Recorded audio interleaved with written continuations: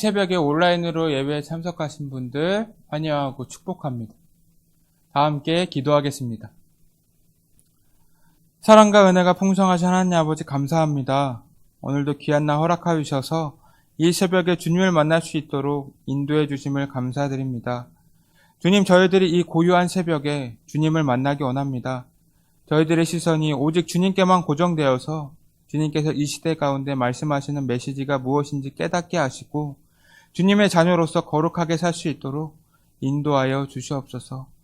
그래서 세상 가운데 좌로나 우로나 치우치지 않는 믿음으로 나아갈 수 있도록 인도하여 주시옵소서. 주님, 이제 부족한 종을 통하여 말씀을 듣습니다. 말씀을 전하는 자와 말씀을 듣는 모든 성도님들이 함께 은혜 받는 귀한 시간이 될 수 있도록 인도하여 주시옵소서. 모든 것 주님께 맡기며 살아계신 예수님의 이름으로 기도드립니다. 아멘. 오늘 우리에게 주신 하나님의 말씀 마태복음 5장 1절부터 9절까지의 말씀입니다.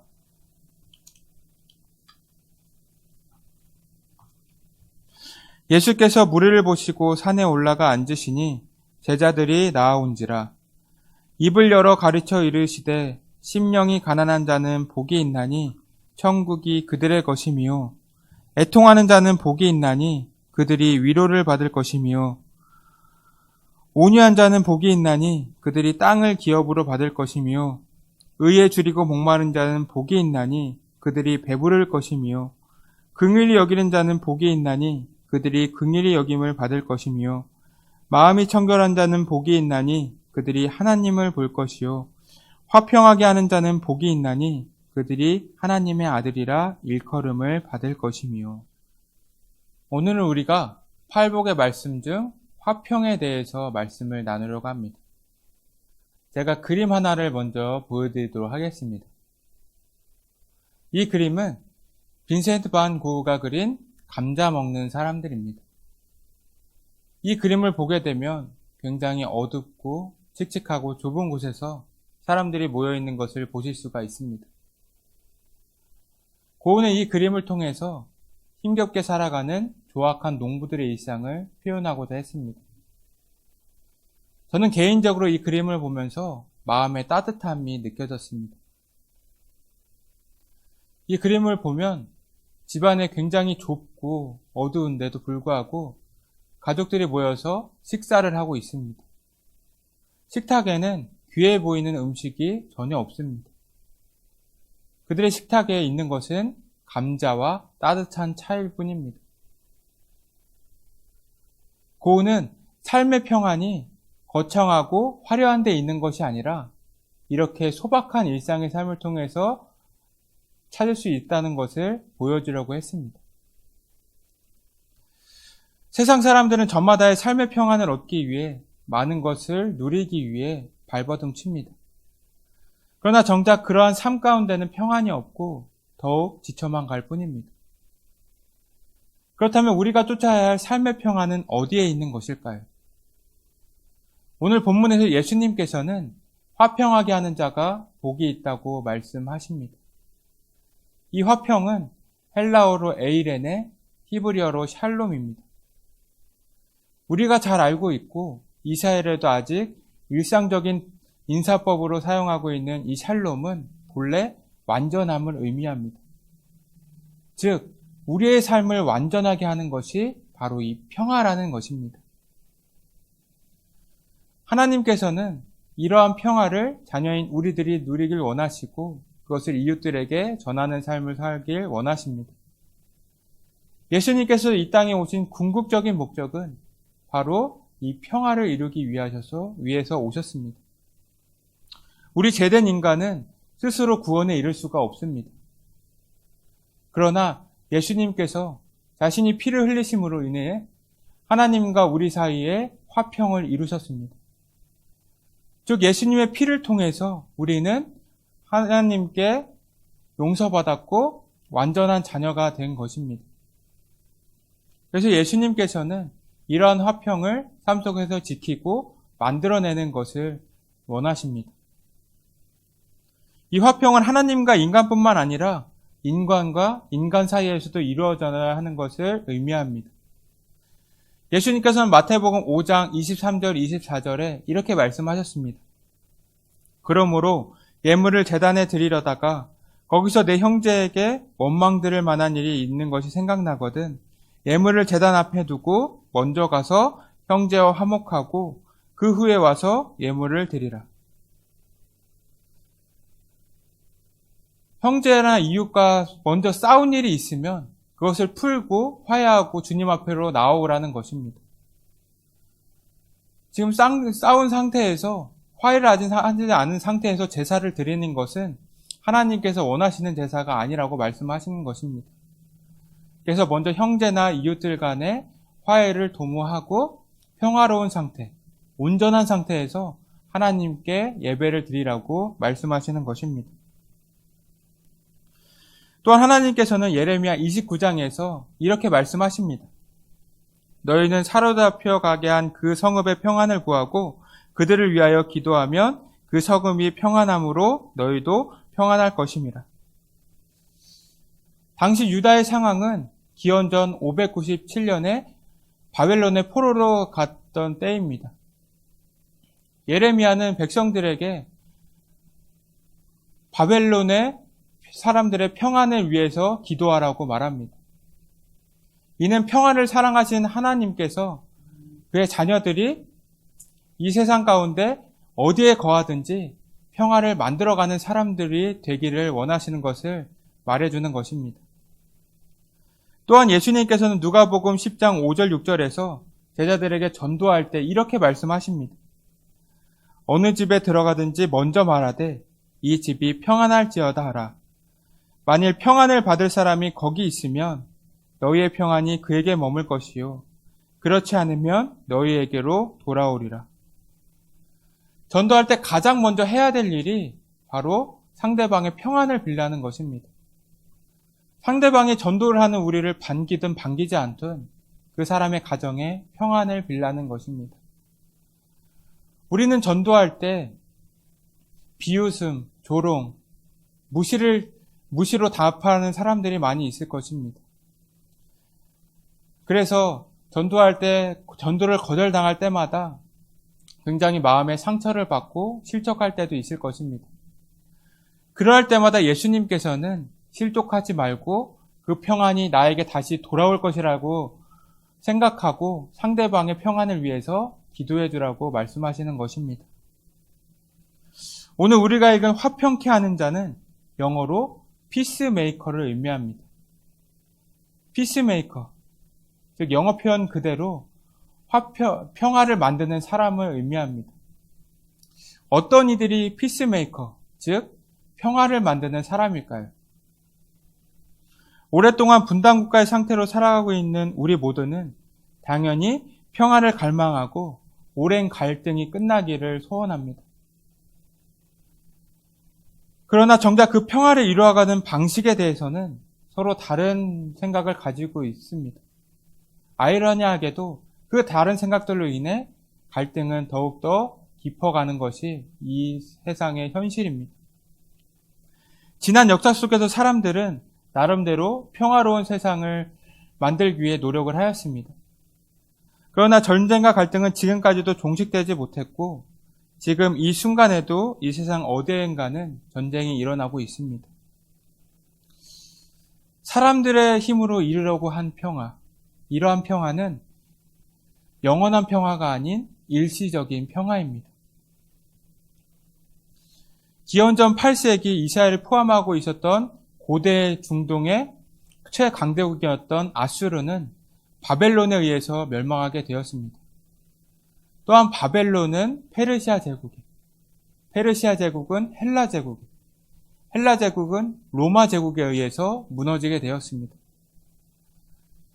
이 모든 강대국들은 드넓은 영토를 차지하고 다른 민족들을 지배함으로써 자신들의 평화로운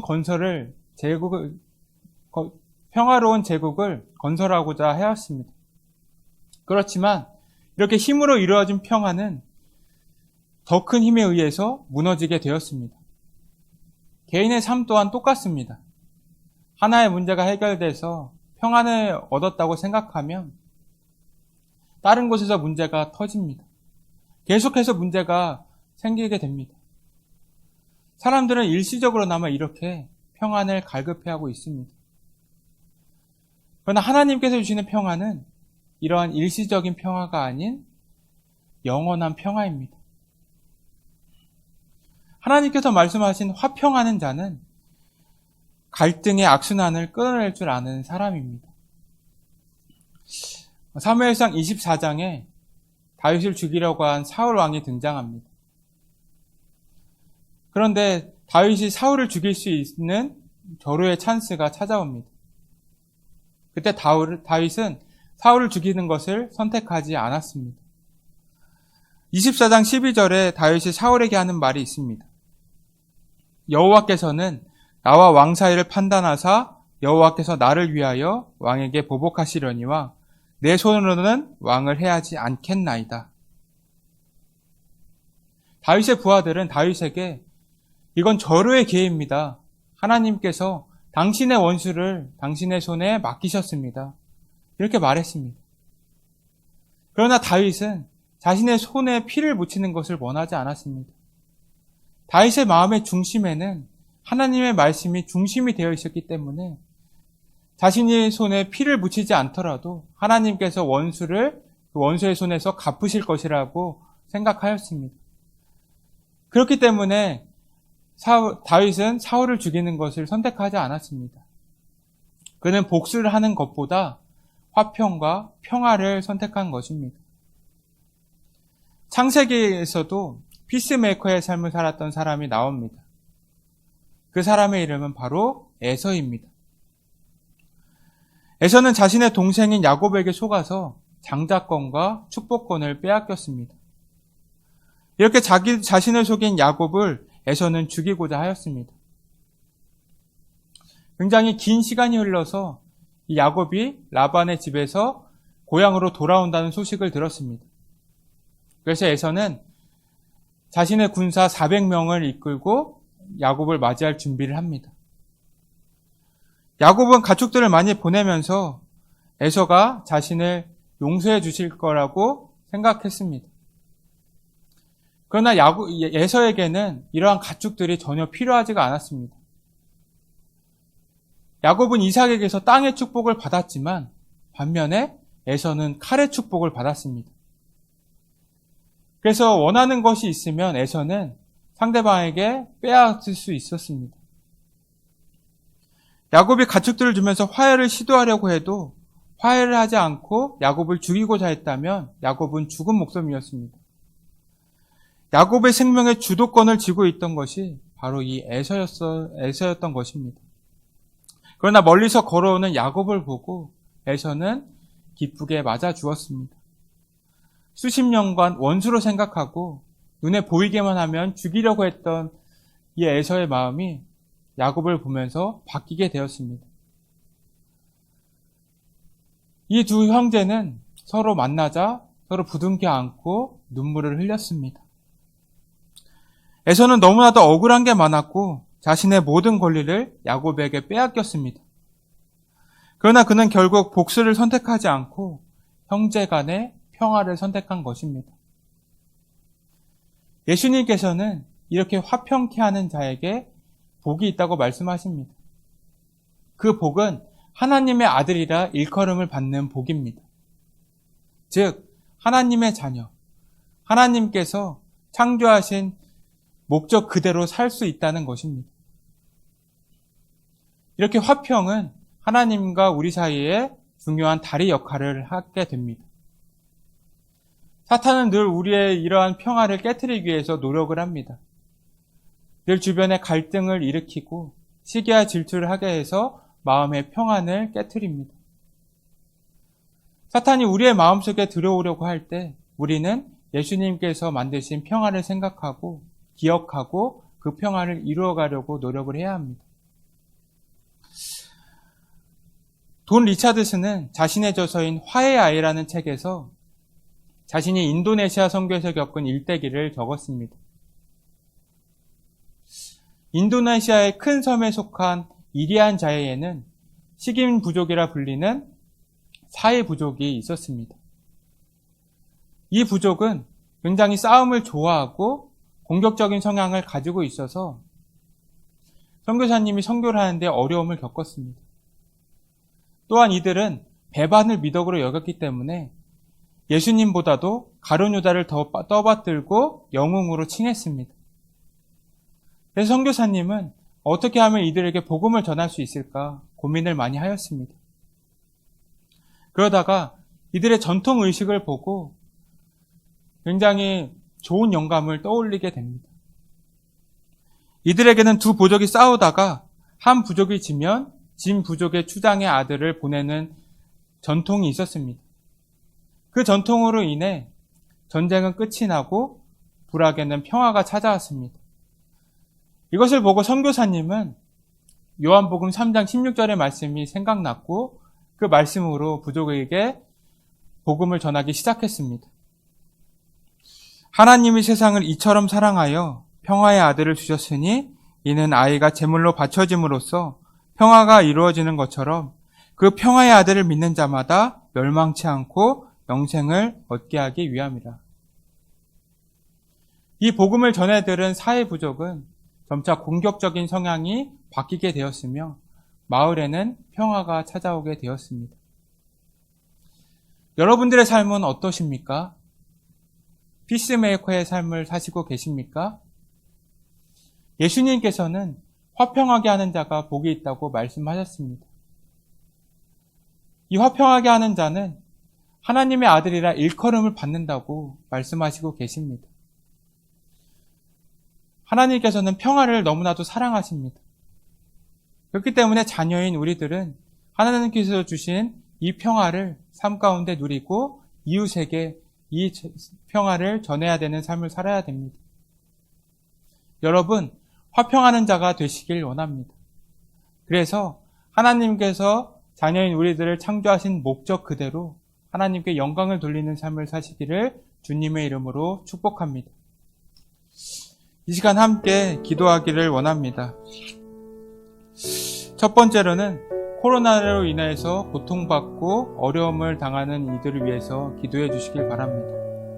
두 번째로는 우리 교회에 연로하신 분들과 환우분들의 건강을 위해서 기도해 주시고 마지막으로는 우리 교회학교 다음 세대를 위해서 기도해 주시기를 바랍니다. 제가 기도하겠습니다. 주님 감사합니다. 오늘도 귀한 생명을 허락하여 주셔서 함께 말씀으로 은혜 받는 시간을 주심을 감사드립니다. 주님, 저희들이 주님께서 말씀하신 것처럼 화평하게 하는 자가 되기를 원합니다. 하나님께서 사랑하시는 평화, 예수님께서 만드신 평화를 지키고만 있는 것이 아니라 사랑하는 우리 이웃들과 나눌 수 있도록 저희들과 함께하여 주시옵소서. 그래서 주님께서 우리를 자녀로 창조하신 목적을 제대로 이루며 사는 피스메이커가 될 수 있도록 인도하여 주시옵소서. 오늘 하루도 주님의 은혜 가운데 기쁨과 평안이 넘칠 수 있도록 주님께서 함께하여 주시옵소서. 이 모든 말씀 살아계신 예수님의 이름으로 기도드립니다. 아멘.